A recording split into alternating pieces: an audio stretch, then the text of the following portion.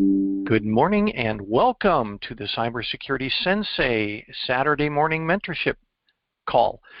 This is a free webinar offered to anyone regardless of age or experience. So come on and join us. We'd love to have you join us. I did want to share this morning that we have something special going on. I call it my new program announcement. So we will just step right through that. The first question I have to ask, just to sort of set the tone here. Good morning, Harminder. The first question I ask, if you take a look at the screen, this is the age-old issue. When people are trying to get a job, the first thing they ask is, what's your experience? Well, for entry-level jobs, the expectation is, what experience do you have? And you're like, well, I don't have the job yet, so I don't have experience. So you need the experience to get the job, and you need the job to get the experience. And that is common. That is so common for new entrants into the cybersecurity or any other career field. So the question you have to ask yourself is it possible? Is it possible for new mentees to get solid work experience in the cybersecurity discipline before you get that entry-level cybersecurity job?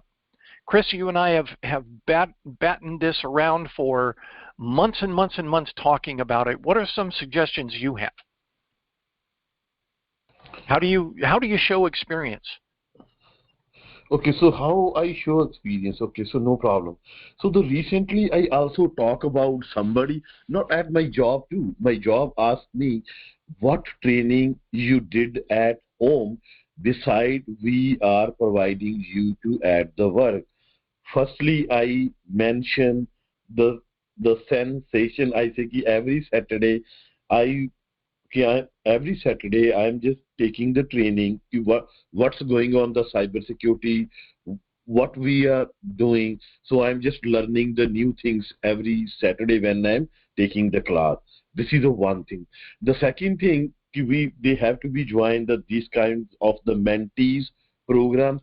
It's help the person who don't have a cybersecurity job, at least the person know about that, what is going on the cybersecurity, how I learn every Saturday, how you guide, we have to be, which website we have to be go. We have to be prepare ourselves to do the certification. We have to be prepare ourselves to go to the online tools and YouTube videos, practice ourselves to show the employers I don't have a job, but I have my own resources that I am doing at my home, at my free time. It shows the employer that I have a trust, and it also shows the employer what skills I have, and I am interested to get a cybersecurity job, and I'm working towards to get the cybersecurity job. So that is my opinion. Very good. Now, you used a couple really good words there, Harminder. You said it shows your interest, which I fully agree. You also said you volunteer. And for some people, that is a real big differentiator. If you've got a group of 20 people you're interviewing, and one says, I'll work really hard when you hire me, and another says, I'm already working hard, but I'm doing it voluntarily to help people around me, or something like that, that would really catch my interest as a hiring manager to say, here's someone who is already demonstrating their value to people around them. So, yeah, I agree with that fully, Harminder. Chris, did you have some ideas? I got it. Mm-hmm. No, nothing that Harminder hasn't do. I've done volunteer work as well through a nonprofit, and it was refreshing and recycling computers to low-income DC residents and school children in Africa. We took computers that were donated from companies and government agencies after they've been disposed properly. We replaced the memories back, the hard drives back, put a new, fresh golden operating system image, and ship it out to whoever needed them. And had we served a help desk to volunteer as well, and that helped me got my first role into an IT specialist in the federal government. Mm-hmm. And Another things you can do is, yes, just volunteer in general, because that just shows your soft skills, that you're willing to come in on time and serve people and have great time management and take care of it. That's I would say that was the main thing, and that goes alongside with the training that I did that was given to me by the Department of Labor, and just taking full advantage of every opportunity that I can get that is related or would have some soft skills associated with it. Right. A true story. I was in civil service when I got out of the military. I went into civil service, but I was doing sort of administrative support type jobs, and then this position opened up, and I said, well, I'm going to go for it. I like computers. And the thing that differentiated me was they said, what experience do you have? And I said, well, I don't have experience, professionally in this, but I am the president of the local computer users group, and we do public offerings, we do stuff in the malls, and these guys were like, oh, it's nothing that I got paid for, but I actually got hired into IT because I was already doing stuff outside that pointed out my interest. So yeah, that's really helpful. Hey, Ron, good morning. We're just so you know, we're asking, what can you do to answer the question when a hiring manager asks you, what experience do you have? Do you have any ideas, Ron? If not, I'll go to the next screen and we can continue. Well, I guess maybe if you don't have any experience, kind of talk about your certifications and maybe go into a little bit in depth of like maybe particular lessons that really you really were passionate about, and maybe you've actually done some things at home and played around with wires or dongles and stuff around with that. Yeah, I remember one guy I interviewed, literally this gentleman had his Microsoft Certified Systems Engineer certificate. This was a few years ago, obviously. But I said, do you have any real life working experience? He said, well, I built a LAN in my basement.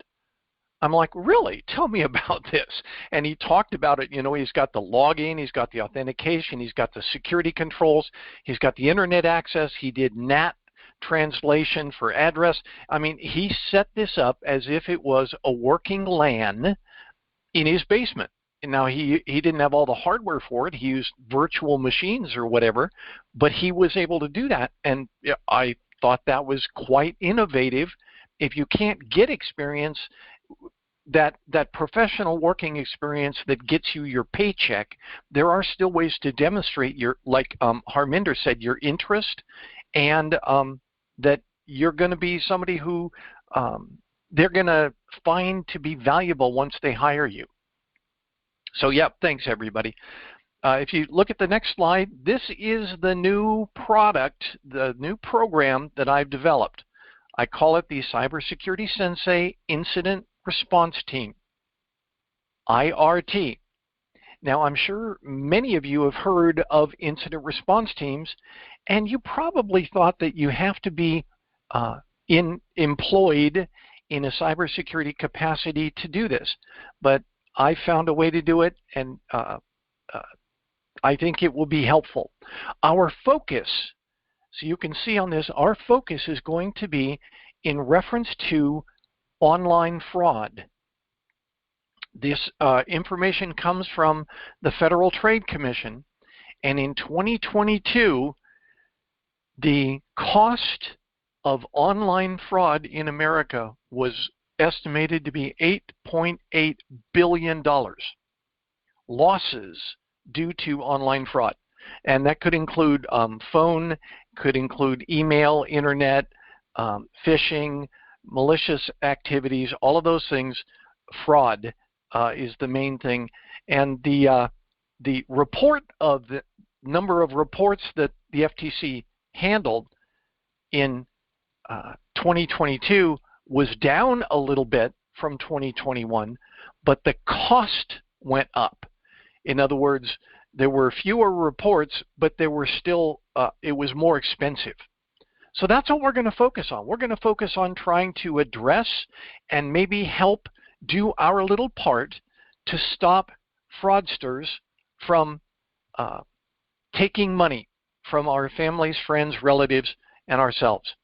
So here are some of the things that I put down that incident response team members will be able to do. The first is you will gain real experience. I want you to know that this is not an exercise, it's not an activity, it's not a project. This is actual incident response team activity.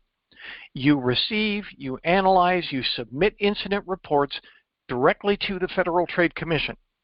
You will document your activities and respond to audit requests from me or one of the other mentors. I say you will also become a local expert. By collecting this from your families, friends, and relatives, you become an expert to the people who know you, and you start to gain their trust.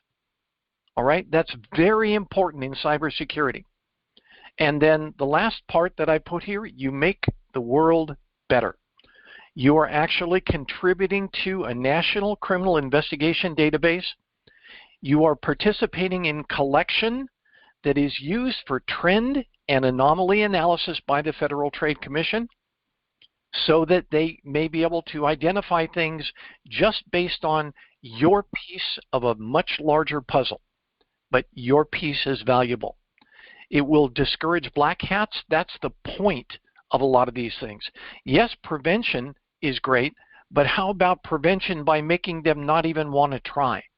Making the consequences or the likelihood of getting caught so high that they say, well, maybe I'll just go play basketball instead, or something like that. And then last, this will help you to demonstrate ethical cybersecurity practices. All right? So this is the tool that we will be using. It's the FTC website called reportfraud.ftc.gov. And we will be submitting individual reports from ourselves or our families, friends, and neighbors to this database. Now, here are the steps that you would be accomplishing. It's not a lot, and I will step you through an example of it while we're on this call. But you will collect spam, phishing, malicious emails and texts from yourself, all of your inboxes, whatever, from your families, friends, neighbors, anybody that you want to help you and you help them. You'll look at each one of them and do a quick evaluation to determine if it seems to be a likely fraudulent email or malicious. I've gotten phishing emails as well. Then you get onto the FTC website and report them using that FTC form. Once you do and you click Submit Report, you'll get an email response from the FTC with a file number. Save all of those emails. I'll show you what they look like in a minute, but save all of those because later on you're going to say, I spent this long filing reports, and one of us is going to say, show us the emails. Because if you say, I spent 4 hours doing this and I reported 2 incidents, that doesn't match up.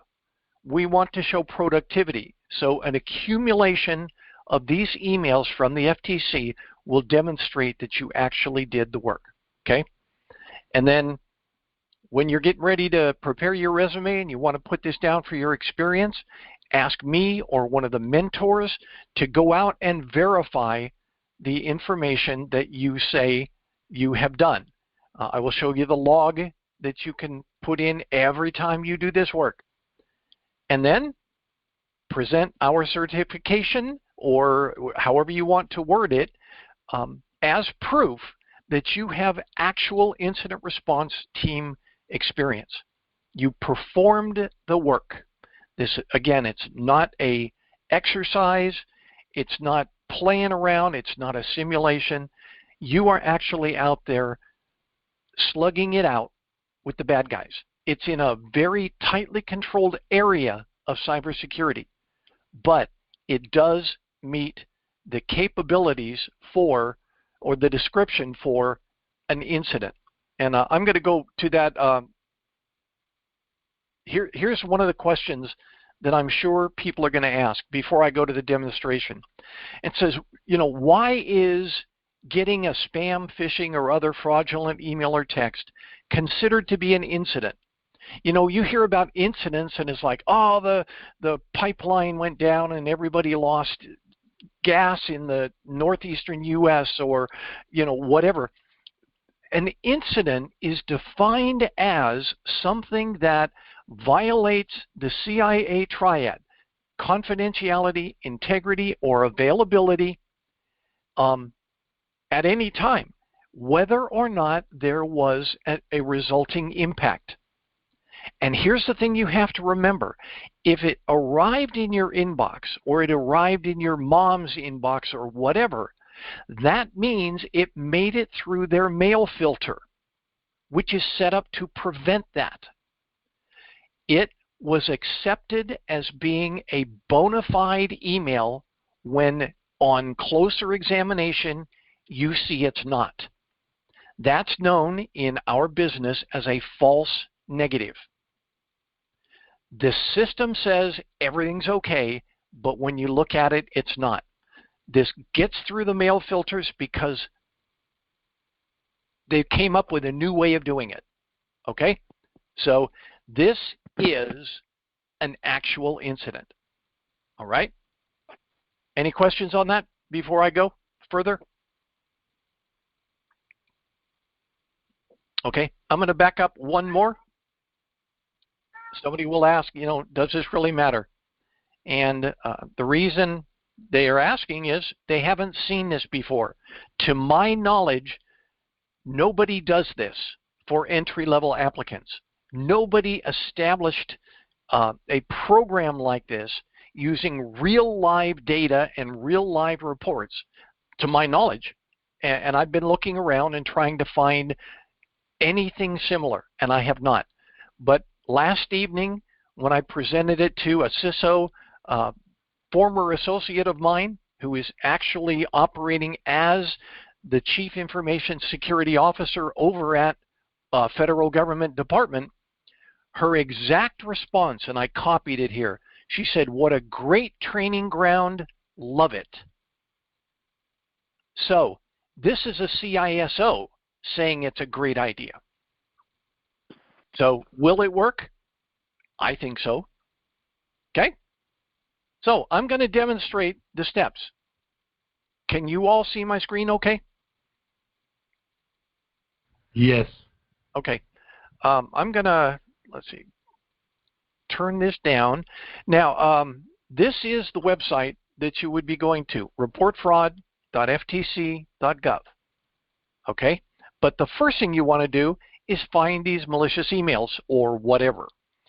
Could be texts, etc. So I'm going into my good old Yahoo email, which is my oldest email box. I call it my burner mailbox because that's where I send all the commercial emails and stuff. When I sign up for something new, they say, hey, give us your email address. I give them this one. So this is my mailbox that is most likely to get these things, and sure enough, as I look at it, I have. So I'm going to just bring up this one right now, right at the top, because I got this yesterday. It says it's from Harbor Freight, and it says you have won an DeWalt power station. Okay, first of all, that's horrible grammar. And second of all, look at the address it comes from. Blah, blah, blah, blah, blah, at Sehan Motorsebus.com. That is not Harbor Freight. Okay? So this is a good candidate to report. Now, you get all of this stuff, and, there could be an image on it. There could be stuff down at the bottom that says, oh, you can unsubscribe by clicking here. Don't do that. And tell your family and friends, don't do that. If they click to unsubscribe, that points out that it arrived at an active mailbox or text mailbox, text box, and they sell your address to other people saying, ooh, here's an active mailbox. All right? So don't do that. Don't interact with this at all. Receive it. Ask your family, friends, and neighbors if they want to receive it and forward it to you. Excellent. They can, you notice up at the top, I can say report spam. They can do that as well. But that only goes to the mail provider. So in this case, it would be Yahoo. Well, what if, this affected people outside of Yahoo? I want it to be known at the nation level.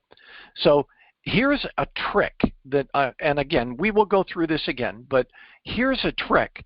Click on the forward button for your email, because what it does is it captures all of this information in text form. Now, don't worry about this thing because you're not going to be using it, but you notice it's got the email address, it says it's from Harbor Freight, etc. So that is enough to file a report. And by the way, it came in June 16th because they're going to ask that as well. So let's go over to report fraud and say report now. So is this an impersonator? Yep. They said they were one organization, but they're not really. They're not Harbor Freight. Okay? Who were they pretending to be?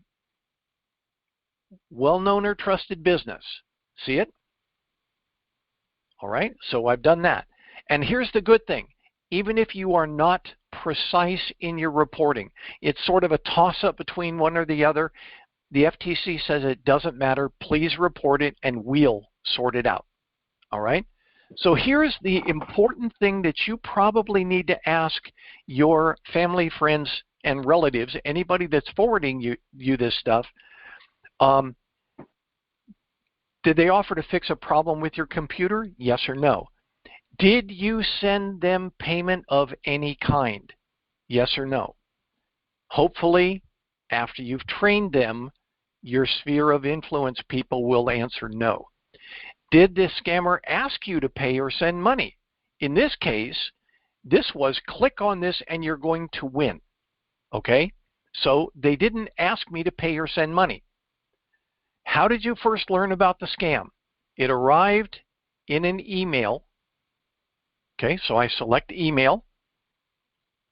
What was the sender's email address? So I'm going to go back over here to the actual mail and copy this.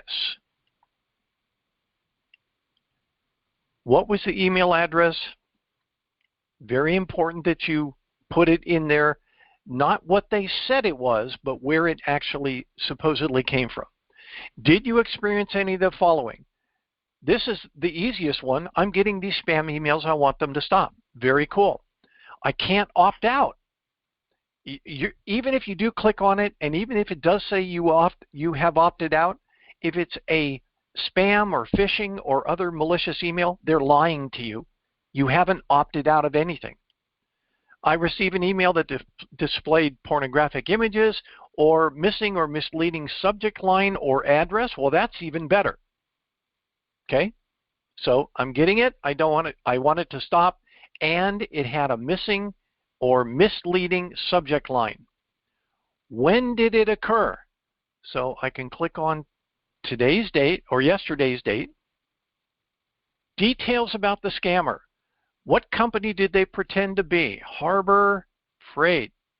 Oh, by the way, I forgot about this.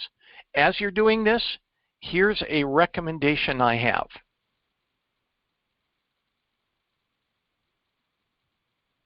Keep track of the time that you're doing this. You notice I started late, but there's my stopwatch on the screen. So their first name, I don't care, Harbor Freight. They have said they were Harbor Freight, came from this address, which is obviously not Harbor Freight. That's all I'm interested in. Do you know any other information about the scammer, phone, website, etc.? Well, if you want to get real sleuthy, you can go down here and say, does this point to an address? Right click. Nope, I didn't see it. Okay, right click. Nope, there's nothing there that says there's a link. There was a link, but I don't really want to forward any of that. But I will take this entire thing and put it into the comments. All right? That's what I got. That's what I'm reporting. And then it says, okay, tell me about this, about you. Are you filing for someone else? No, in this case, I'm filing for me. Here's my information. Country or region, obviously USA. They ask for your street address. I don't mind sending that. And zip phone number if you want to put it in there. I don't believe any of these are mandatory, but the one thing that you should put in is your email address. The reason is that's where your notification email is going to be sent from the FTC, and that's your proof that you've done this work. All right? So I'm going to skip the phone and see if it'll accept that. Age range, I don't know why they're asking for that. Military status, I'm veteran. Military rank, I was enlisted, and I was in the U.S. Air Force. So, are you filing on behalf of your small business or organization? No. And then click Submit. Any questions before I click Submit? Anybody want me to talk about anything I've done here? Well, since we are doing it on behalf of CS-Sensei, won't we click yes, we are filing on behalf? No. It says if you're filing on behalf of your small business or organization, well, I don't know. Let's try. Let's see what it says. Your small business or organization name. Well, okay. CyberSecurity. Let's get our name known. Sensei Mentorship Program. See if that catches anybody's attention. You don't have to, but yeah, Ron, I think that's a great idea. So now I click Submit. And it says you're submitting your report, and it gives you a report number, but in addition, if I go back and look within a minute or two, I will get something in my mailbox that looks like this. It says, we have your report, and it gives you a report number, okay? So there's 1, there's 2, there's 3. You know, these I've been doing as I've been testing this program. But that's where your notification will arrive. Save that notice because that's your proof that you actually did the work. Okay? Oh, there's the one that just arrived. We have your report.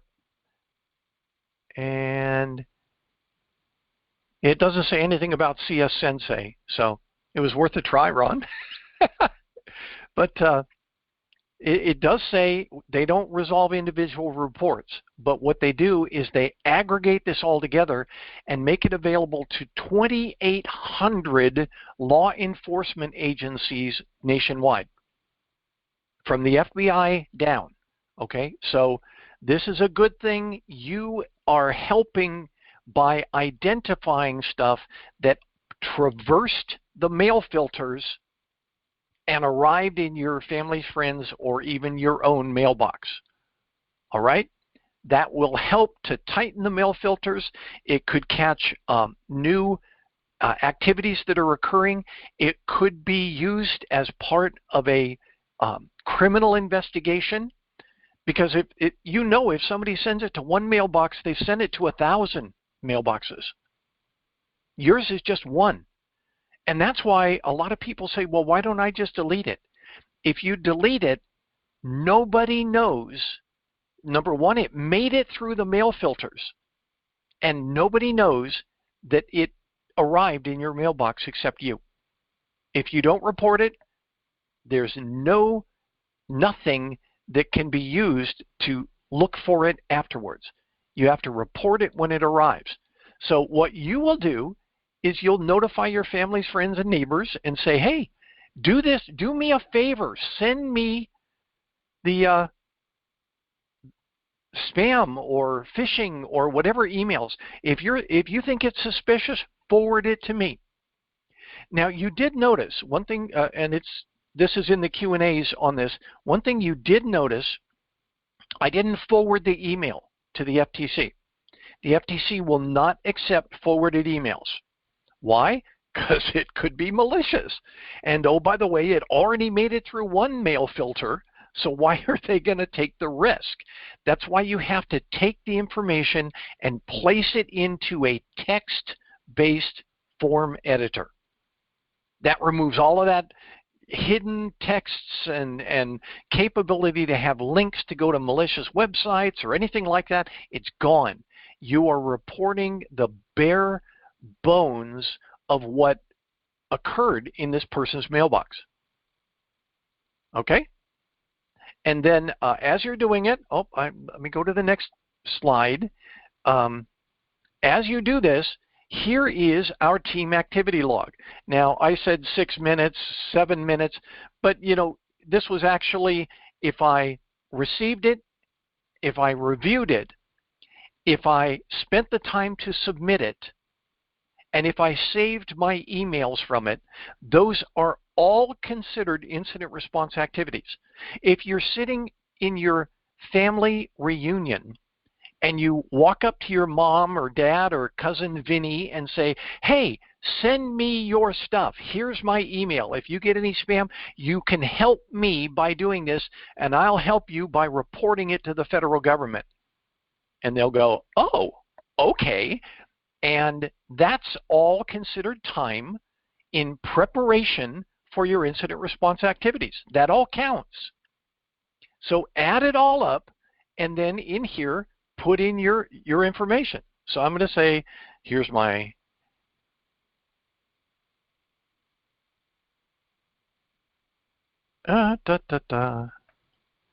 okay, name. And then it says email where the auditor will send your certificate. So we got 2 mailboxes reports here. I'll fix that. Date you actively participated. Well, that would be today. Amount of time, I'm saying, okay, I've done about 10 minutes in the actual report activity and 10 minutes in accumulating and analyzing the information. So I'm going to say I spent 20 minutes. Oops, 20 minutes on this. Okay, makes sense? 20 minutes. Be as accurate as you can. Don't say, you know, I spent 4 hours and you only have 1 email to show for it. Actual number of reports I submitted, in this case it was 1. 20 minutes, 1 report. More than 10? Well, no. Generally, what was it? It was a fraudulent email. And then you submit. That's all you have to do. Oh, it's telling me I have to do a, what's it called? Verify that I'm seeing bridges. Okay, bridges. That may be a bridge. Let's try. Verify. Nope. All right, motorcycles, and the back tire and the back end. Yay, okay. So you submitted it. Now, what the IR team auditors will see, let's see if I can refresh this. Oh, here it is. Yeah. This is my entry. The mentors will use this to say how many reports, amount of time that they spent, and how many reports they submitted, who it was, what their email address is, etc. They'll put that all together, and I'm just coming up with, this is my example, but here's what the certification email might look like when we're done. Your name has participated in cybersecurity incident response team activities and is here certified for the dates and time frames below. Date and time, number of activity or amount of time you spent on it, and the number of reports you submitted. Okay? That it's going to look something like that. I'm not quite done with it. You know, this is kind of a roughed out one, but we, the mentors, will contact you and say, show me those emails from the FTC, and then we will certify your participation in the program. And you can mark that as actual audited incident response activity. Experience. Any questions? Any thoughts? Make sense? This is something you can do when you're sitting at home with your coffee in your bunny slippers. You can be doing incident response activities that will give you experience that you can put into your resume and say, look, I'm already doing this. Hire me. Comments? This looks like a great job, Scotty. Again, I looked and looked and looked, and I didn't find anybody that's doing this. And I thought, well, we can. So I'm going to go through a few questions and answers that people might have about this. This is on the recording, and the recording will be made available in YouTube. The only thing that you don't see is the incident response team report form. I will send that out to you if you are interested in this, but I don't want it to be out in the public because anybody can write to that report form. That means that somebody could go in and fill it with 1 million entries and just totally pollute it. All right? So I will keep that report form kind of close at hand and give it to you only on request so that we don't have any nasty folks getting in there and saying, well, I'll show you. Okay? So here are some of the things that me and the FTC came up with, questions and answers. The first one is, should I report suspected fraudulent emails I receive in my employer's email system? Like, let's say you work for, oh, I don't know, Arby's roast beef, and they have an email system and you see a spam in there.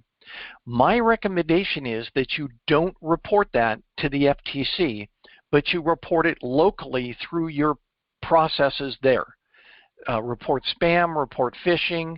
At my organization, we can forward it to spam at our organization's name or whatever.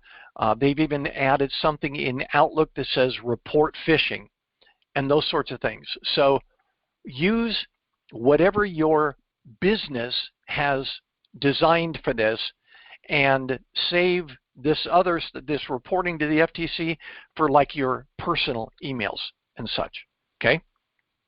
Next one, what should I report?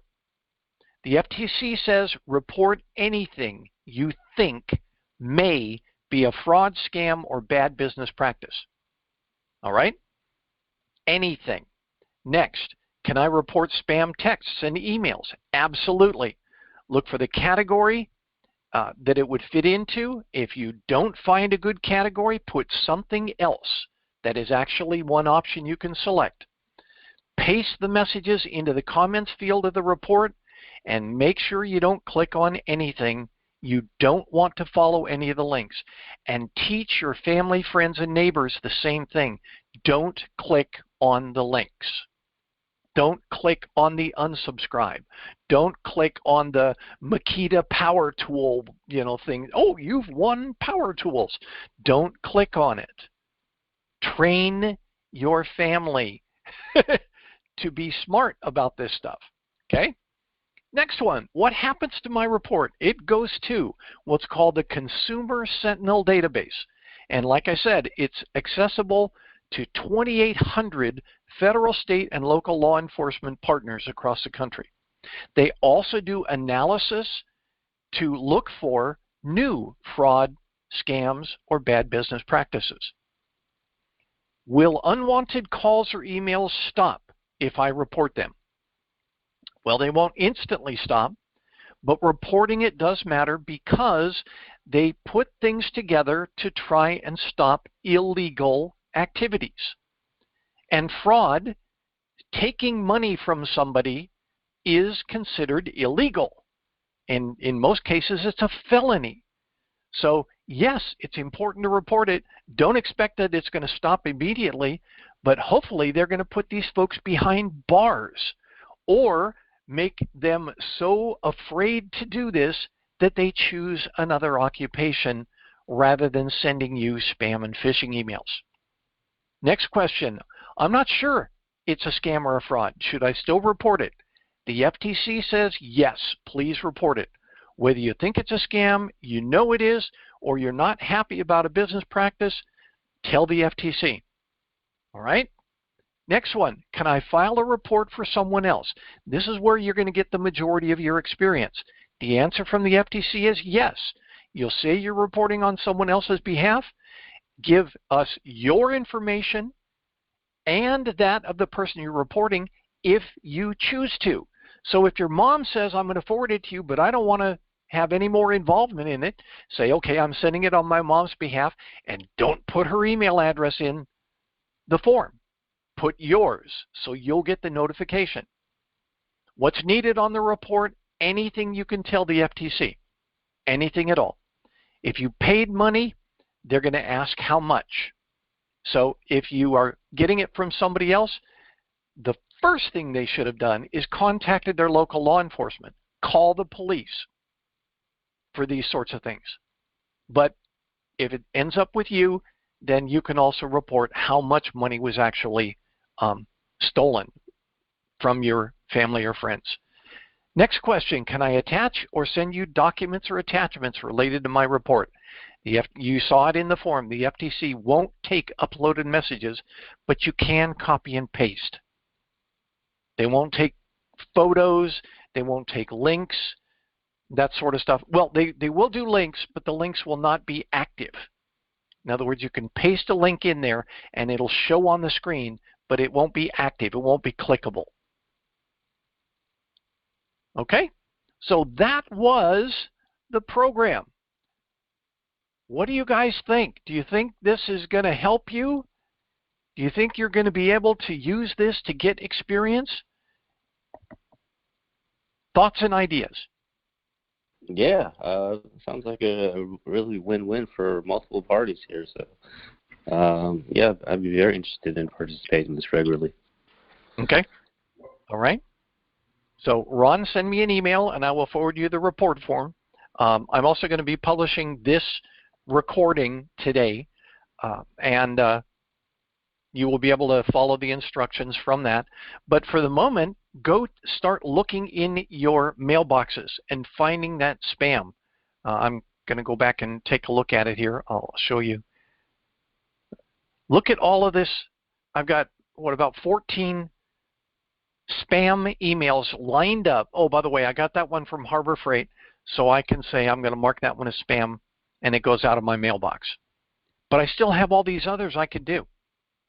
And if you guys want to get started, I will forward you some of these, and you can use them. All right? Get you started. If you don't get spam, which I can't conceive that ever happening, but if you don't, let me know, and I'll forward you some of mine. Because I get them a lot, especially in my old mailbox. Okay, well, that's all I had for this morning. I hope you guys are as excited about this as I am. I think this will help, number one, give you the experience that you can report on your resume. Number two, it's going to give you experience going through the process. A lot of people think, if you see the ads on TV for the Army or the Air Force or whatever, they're showing these folks out doing glorious and glamorous things. I remember when I joined the Air Force, everybody that walked into that recruiting station says, I want to fly jets. Well, for every one person in the cockpit, there's probably 200 people doing support somewhere gassing up the airplane or replacing the electronics in the airplane or whatever, driving the taxis on the base. All of those things add up to the Air Force, but they're all part of an important activity. So everybody that walks in and says, I want to fly jets, is not going to get that. If you go apply for a cybersecurity job and say, I want to be a penetration tester, I want to be an intrusion tester, I want to be on your red team. Well, the first thing they're going to ask is, have you been on a red team before? No. Well, then, we'll give you this job as an analyst where you can do reports like this for a little while and show that you can get this experience before we're ever going to trust you on our red team. Same thing. This gets you the experience, it shows that you're ambitious about it, and it helps to make things better for everyone around you. So practice with reportfraud.ftc.gov, and my suggestion, if you have a Windows system, this is called clock. If you click on start and then select clock, go to the timer function. It's timer? No, stopwatch. This is my stopwatch function. And then say minimized, and I want it to stay on top of the screen. And then whatever you're doing, that thing stays there on the screen. And you just click start when you're doing the work, click stop when you're done, and report roughly the number of minutes you spend or hours you spend on it. Okay? I think this is going to be fun. I think this is going to help you understand the value in reporting, and it's going to gain you credibility with your families, friends, and neighbors as being the resident expert. So they'll start coming to you more and more frequently, asking you questions, saying, hey, I just applied this patch last night. Was that a good thing? Yes, it was. You will become their cybersecurity expert. And that's what I hope all of us are doing, whether you have the job or not. Use your expertise to make this world a better place. All right? So that's it for this morning. I realize we're finishing a little early, but that's all I wanted to put in this recording. I'm going to stop the recording now, and then we can talk. Okay? Hold on a second.